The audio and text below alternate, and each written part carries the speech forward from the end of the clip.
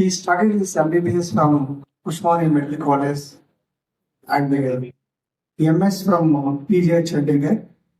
After that, he did his MGH from All Nation Medical Sciences. Currently, he is working as a director, Sri Venkateshwara Institute of Medical Sciences, and also he is a vice chancellor of the SVC Venkateshwara Institute of Medical Sciences. I request, thank you, sir, for accepting our invitation. I request sir, come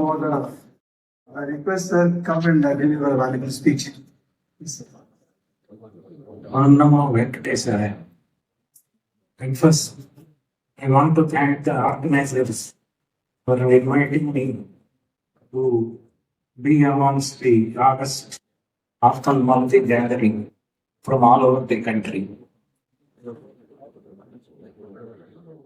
You are all blessed because here in Tirupati the feeling is without the Lord's blessings nobody can enter this city.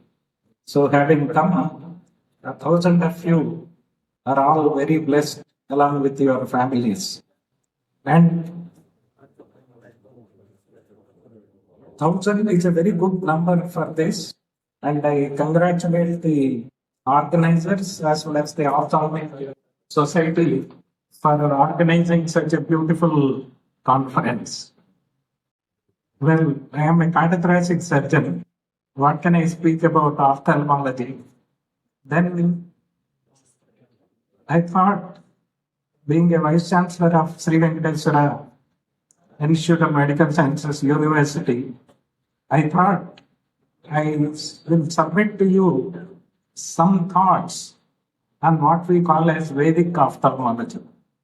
Thus, Vedas speak about the vision, the whatever anatomy, physiology problems related to it. I won't take much time. I know it is lunch time. So Vedas sees these physical eyes just as a kind of a lens of a camera. It mainly speaks about the faculty of vision which is there in the brain. So that is one of the fundamental concepts in Vedic ophthalmology. Then, like ophthalmology treats all the diseases, identifies the pathologies, and offers treatment. The Vedic ophthalmology treats with the vision, the Vedic vision of the life. So, fundamentally, what it does is it tries to identify the problem the humanity faces, that is the sorrow, and tries to achieve the goal, that is happiness. And for to achieve this, it gives a very simple formula. It divides the entire world into two groups. One is the seer. Seer means the one who sees, and seen, that is the object of your vision. Whatever you see, all the phenomenal world around you is called as. So this concept is presented by Vedas as wisdom of seer and seen. Drik, Drishya, Viveka. Drik is the seer, Drishya is the seen, Viveka is the wisdom. So Veda believes that the sorrow of humanity faces is because there is a mix-up between the seer and the seen. In next few minutes, I won't take much, I will explain what it is. This is from a book called Dridrishya Viveka by Adi Shankaracharya, just a small manual of 30 shlokas. Here, he just gives you 3 levels of exercise. The first level of exercise, he says, the seer is the eye and the seen is the external world. So we see the external world, but the vision is one. Though there are 2 eyes, the vision is one. And you see, I see multiple people, but the faculty of vision is one. And people are coming, people are going, events are happening, events are disappearing, people are disappearing, but the vision is still watching them. So that is the level 1 of the seer and seen wisdom.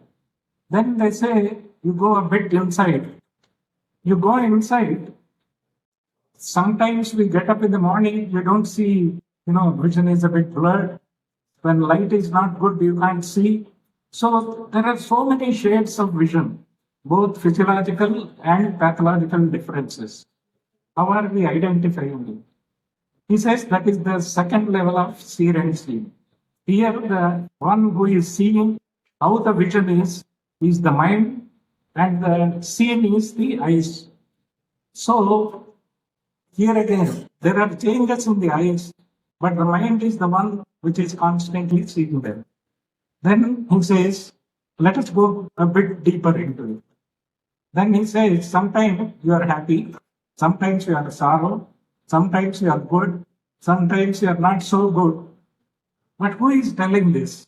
So the third level is this, the seen is the mind, and the seer is somebody inside.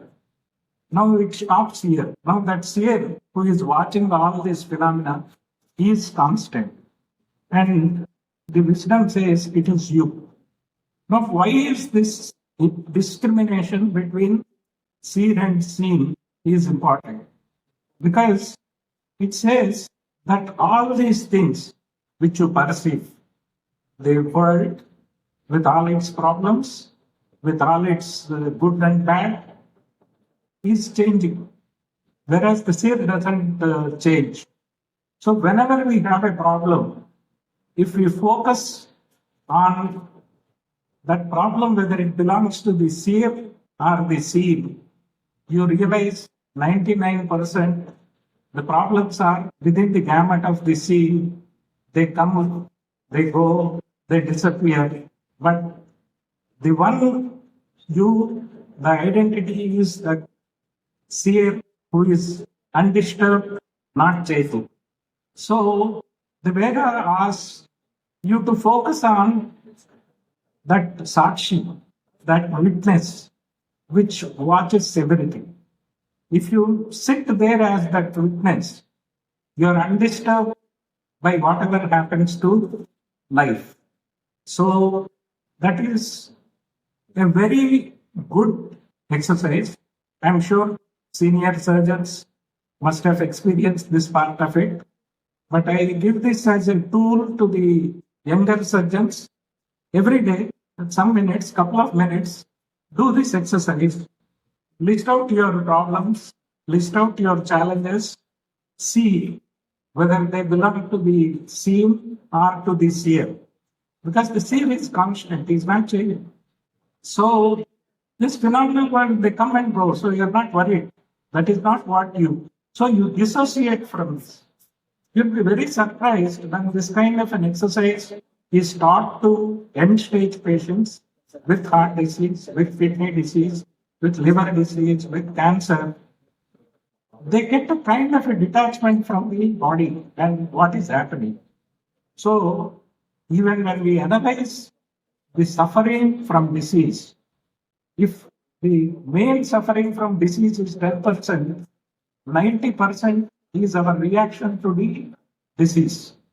When we do this exercise of seer and seen, you realize you are not identifying with the seen. So there is a very healthy detachment, and this 90% of our adverse reaction, it disappears. At least it mitigates. And you must have seen some of these yogis, they got operations. Like they say, I haven't verified it, Mahatma Gandhi got his appendix done without anesthesia. So they withdraw that, they dissociate from there. So this can be a very profound exercise. So that is one thing. The second thing is, now all of us must have been trained in several meditations. But all these meditations, if you look at, they focus on something external, outside you. So some symbol, some shloka, something, which is outside. But this Vedic or Vedantic meditation is an open eye meditation. Open eye meditation means I openly see everything And I'm not concentrating whom I am seeing. I am concentrating who is seeing all this. That is the way to identify yourself with the Sakshi, with open eyes. This looks a bit complicated at the outset, but once we make attempt, it's a very simple exercise. It is non-religious, anybody can practice it, and it gives you a very healthy detachment. A very healthy detachment means we don't ignore the world, but we accept the world as it is with its imperfections, sorrows, and everything. So, this is the Vedic vision, Vedic Ophthalmology, and thank you very much for giving me the opportunity. And I wish all of you have plenty of blessings of Lord Venkateshwara and enjoy these 3 days of both academic as well as spiritual journey. Thank you all.